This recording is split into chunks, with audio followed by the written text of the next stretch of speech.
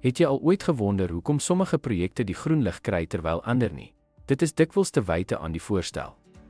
'n Sterk voorstel is nie net papierwerk nie, dis jou projek se eerste indruk wat die weg baan vir sukses. 'n Projekvoorstel moet die probleem of geleentheid wat die projek aanspreek, duidelik definieer.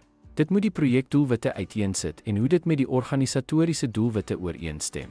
Die voorstel moet 'n gedetailleerde omvang van werk insluit wat die projektake en lewerbare doelwitte spesifiseer. 'n Tydlyn of skedule van projekfases is noodsaaklik om verwagtinge te stel. 'n Begrotingsafdeling moet die koste en finansiële hulpbronne wat vir suksesvolle voltooiing benodig word, projekteer. Dit moet afsluit met 'n duidelike stelling oor die verwagte impak of voordele van die projek.